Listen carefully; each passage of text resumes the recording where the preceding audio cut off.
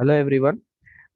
आज हम एक क्वेश्चन डिस्कस कर रहे हैं ऑल्टरनेटिंग करंट पे। तो इस क्वेश्चन में हम फेजर डायग्राम के बारे में थोड़ा डिस्कस करेंगे डिटेल में। तो इस डायग्राम में आप देख सकते हैं एक सर्किट हमें गिवन है और इस सर्किट में कैपेसिटर्स है, रेजिस्टेंस और इंडक्टेंस तीनों एलिमेंट्स हैं। और कुछ पॉइंट्स आपको इस सर्किट में मार्क करके दिया हुआ है, A B C D and F। And it is given that potential difference across the DE point is 7 volt, across DF is 15 volt, across EF is 20 volt. So we need to find the value of this input alternating supply voltage V naught. तो आप इस video को pause करके पहले try कर सकते हैं and then you can come back for the solution part. Okay, so question में इसको सॉल्यूशन डिस्कस करने से पहले कुछ बेसिक कंसेप्ट यहाँ पर हम एक बार रिवाइज करते हैं। सपोज कि हमारे पास एक प्योर रेजिस्टर है एंड द वोल्टेज या potential difference across the resistor is V R. यहाँ पर मैं डीसी सोर्सेज का बात नहीं कर रहा हूँ, तो जो भी वोल्टेजेस यहाँ पे आपको दिख रहा है ये सब सब ऑल्टरनेटिंग वोल्टेजेस है। So if the voltage across the resistor is V R and the current through the resistor is I R, then if we represent V R and I R as phasors, तब हम बोल सकते हैं कि the angle between the V R vector and I R vector that will be zero. In other terms, the VR vector and IR vector, these phasors are in same phase. There is no phase difference between the current through the resistor and the voltage across the resistor. Similarly, अगर हमारे पास एक pure inductor है और the voltage across the inductor is suppose IL, sorry VL, and the current through the inductor is IL, then the current through the inductor lags the voltage across the inductor by 90 degree. तो अगर आप यहाँ right की तरफ VL represent कर रहे हो, phasor VL represent कर रहे हो, तो करंट थ्रू द इंडक्टर इससे 90 डिग्री पीछे रहेगा। It will lag the current, it will lag the voltage across the inductor by 90 degree.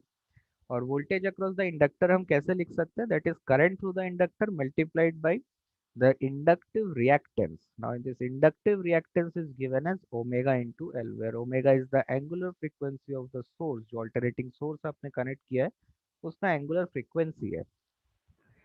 Similarly, अगर हमारे पास एक capacitance है C and the potential difference across the capacitor is VC and the current through the capacitor is IC, then in terms of phase angles between the voltage and current, we say that the current through the capacitor always leads the voltage across the capacitor by 90 degree।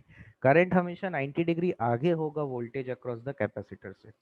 so if current is IC and the voltage is VC, then VC is given as IC current through the capacitor multiplied by capacitive reactance।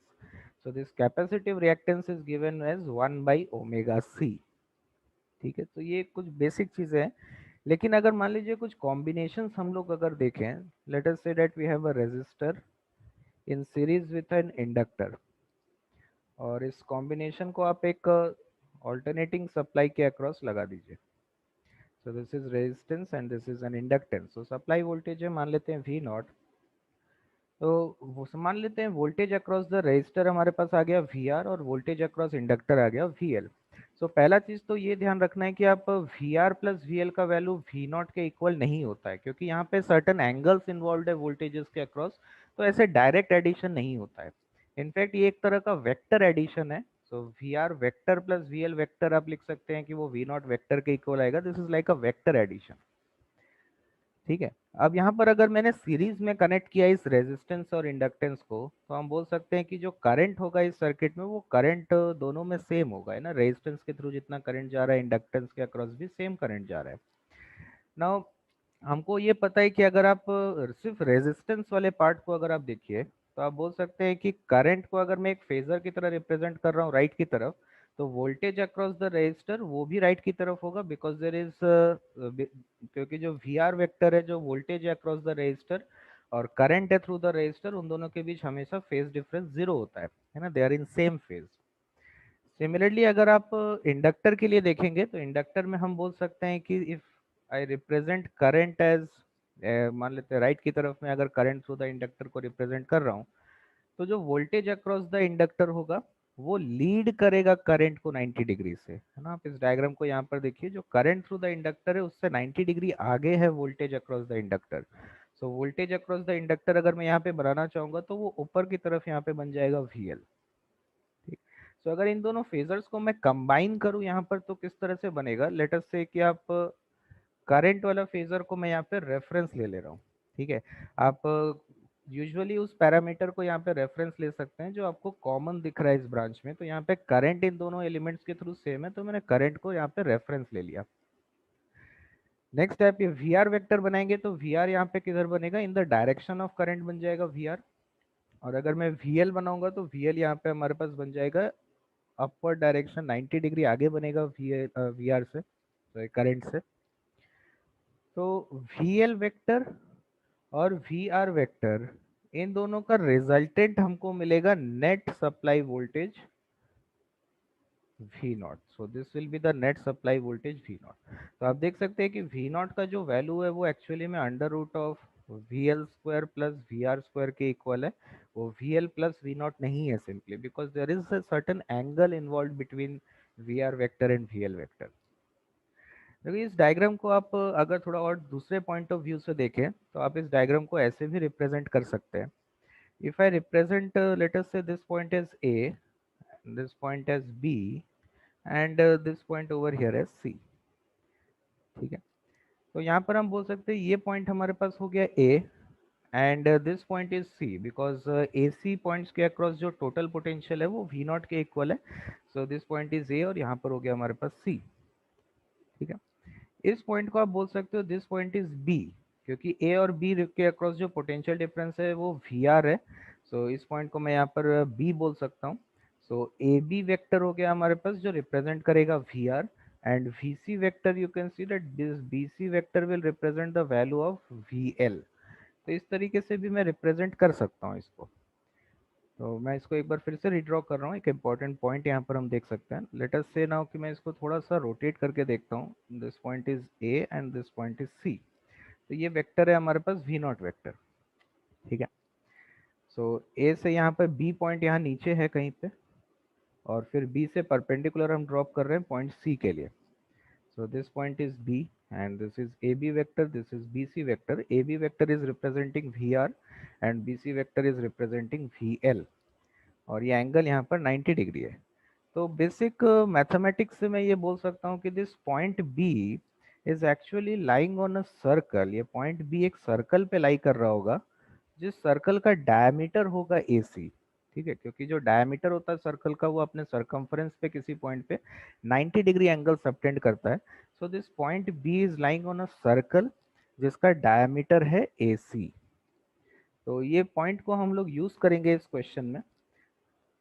तो आप अब हम next इस question में move करते हैं। तो इस पॉइंट्स को हम अप्लाई करने का कोशिश करेंगे यहाँ पर।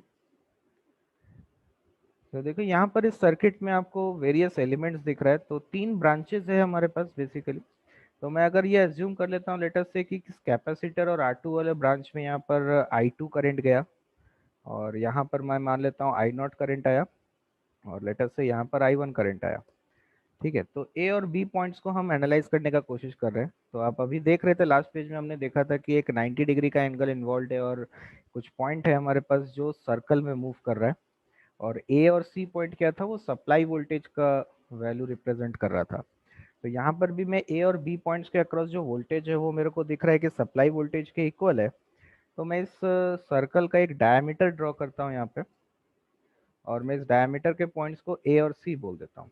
सो this vector represents V naught. So this is the diameter of this circle. अब बाकी पैरामीटर्स को यहाँ रिप्रेजेंट करने का कोशिश करते हैं। अगर आप सिर्फ ऊपर वाले इस ब्रांच के बारे में सोचो तो इस ब्रांच में आप यहाँ पे क्या लिख सकते हो, आप देख सकते हो कि एक कैपेसिटर है हमारे पास और एक रेजिस्टर है R2। ठीक है, कैपेसिटर है और एक रेजिस्टर है R2। दिस पॉइंट इज ए, यहाँ पर ये पॉइंट आपको डी दिया हुआ है, और ये पॉइंट है हमारे पास बी। तो अगर इस सर्किट में यहाँ पे करंट है हमारे पास I2, मान लेते हैं इस ब्रांच में I2 करंट जा रहा है, और टोटल पोटेंशियल डिफरेंस आपको दिख रहा है कि ए और बी के अक्रॉस जो टोटल पोटेंशियल डिफरेंस है वो वी नॉट के इक्वल है। तो आप देखिए इसका फेजर कैसे बनाइएगा। मान लेते हैं हम I2 को यहाँ पर अगर हम रेफरेंस ले लेते हैं, क्योंकि I2 दोनों में सेम है, तो मैं I2 को रेफरेंस ले लेता हूँ। So the voltage across the capacitor, मेरे को पता है कि कैपेसिटर में जो करंट जाता है वो उसके अक्रॉस के जो वोल्टेज है उसको 90 डिग्री से लीड करता है। मतलब वोल्टेज यहाँ नीचे बनेगा because current through the capacitor leads the voltage across capacitor by 90 degree.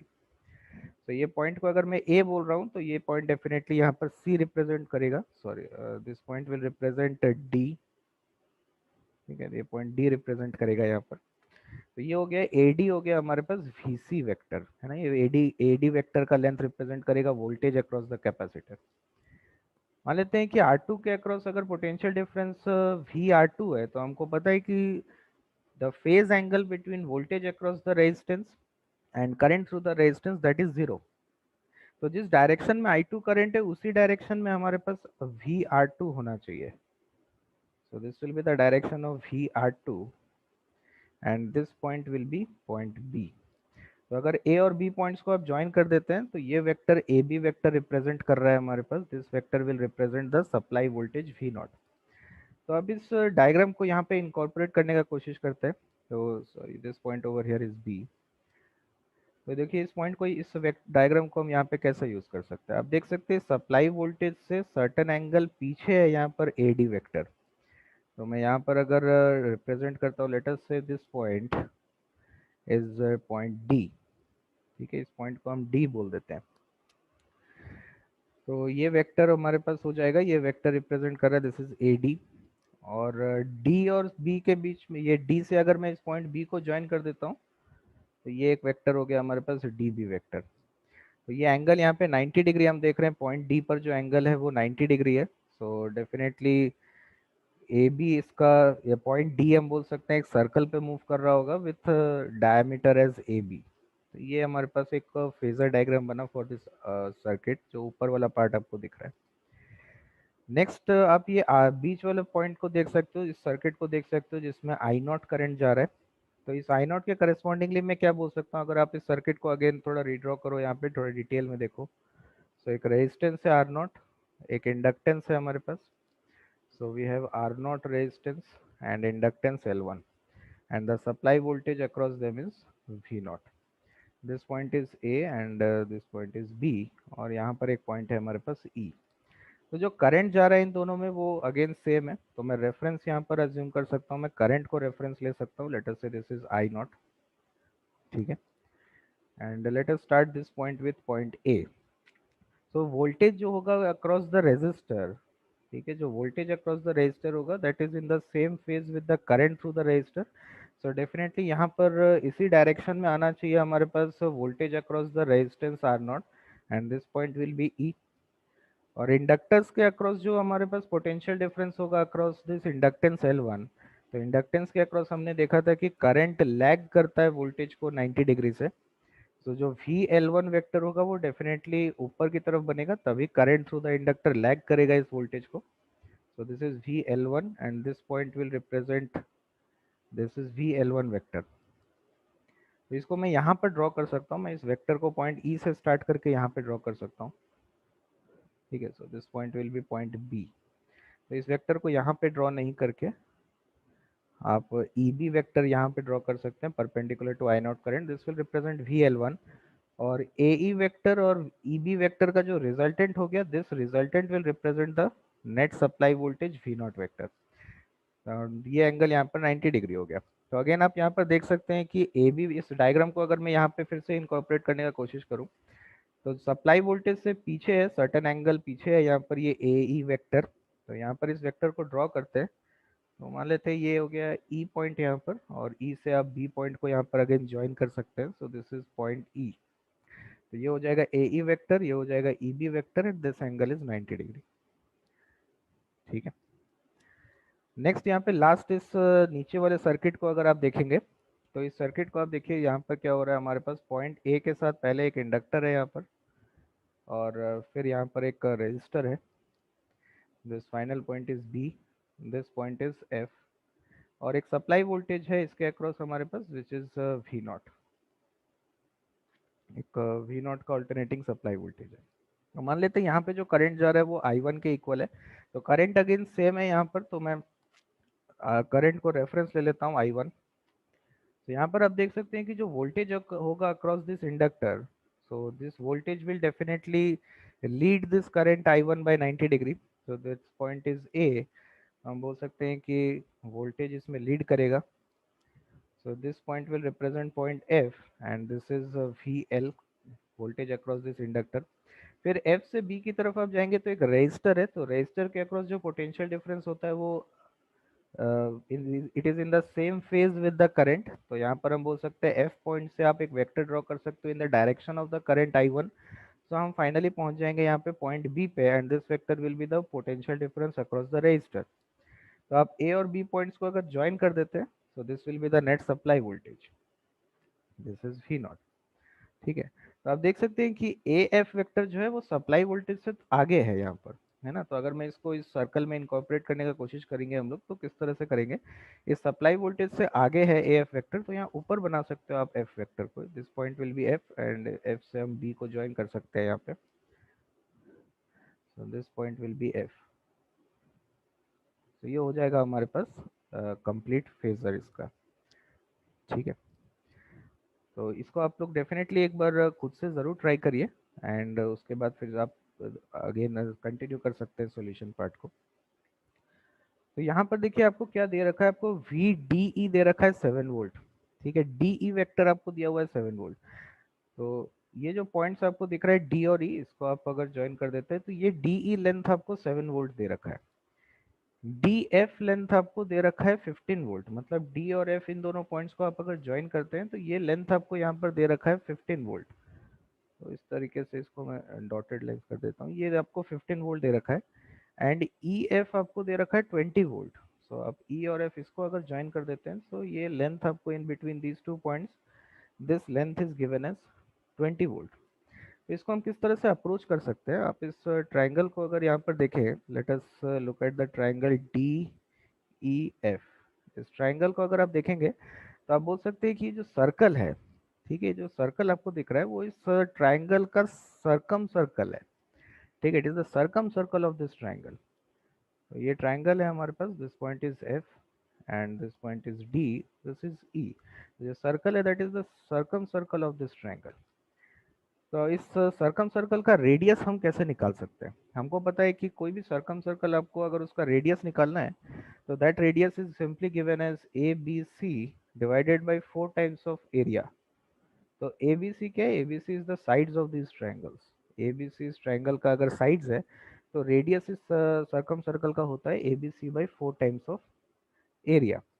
अब मैं एरिया कैसे निकाल सकता हूँ, यहाँ पे area is simply under root of, है ना, हेरॉन्स फॉर्मूला हम लोग यूज कर सकते हैं, that is S times of S minus A, S minus B into S minus C, जहाँ पर एस है A plus B plus C by 2।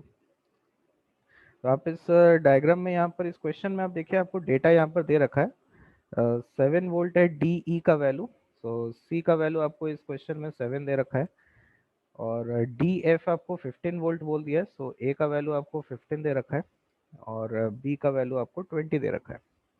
ठीक है, तो इसका यूज करते हैं हम लोग यहाँ पर। सो एस का वैल्यू हमको कितना मिल जाएगा यहाँ पे, this will B 7 plus 15 plus 20 divided by 2। तो इसको अगर आप सॉल्व करेंगे, तो ये आ जाएगा हमारे पास, आई थिंक 21 हो गया ये, दिस विल बी 21। तो अगर एस का वैल्यू हमको मिल गया, तो एरिया हो जाएगा under root of S is 21 into S minus A, मतलब 21 minus 15, so 21 minus 15 is this is 6, 21 minus 15 is 6। फिर s minus b मतलब 21 minus 20 that is 1, and 21 minus 7 that is 14। ठीक है, so ये वैल्यू हमको यहाँ से मिल जाएगा। तो आप इसका वैल्यू कैलकुलेट कर सकते हैं, दिस विल बी 42। सो आप ये एरिया निकालेंगे तो ये आ जाएगा 42। अगर ये एरिया 42 आ गया हमारे पास, तो जो रेडियस हो जाएगा इस सरकम सर्कल का रेडियस हो जाएगा A B into C. So A is 15, B is 20, C is 7, divided by 4 times of area which is 42। ठीक है, तो इसको अगर हम कैलकुलेट करेंगे, so this will be 12.5। So this will be 12.5। ठीक है, तो इस सर्कल का हमको रेडियस मिल गया 12.5। तो हमको यहाँ पे ये सप्लाई वोल्टेज वी नॉट का वैल्यू चाहिए था। तो आप देख सकते हैं कि ए बी हमको पूछ रहा है, so V naught is basically 2 times the radius. V naught का जो वैल्यू है वो 2 टाइम्स द रेडियस है। So this will be 25 volts. So this will be the answer for this question. तो स्लाइटली बेसिक मैथमेटिक्स भी involve है और उसके साथ साथ फेजर्स का बहुत अच्छा यूज है इस क्वेश्चन में.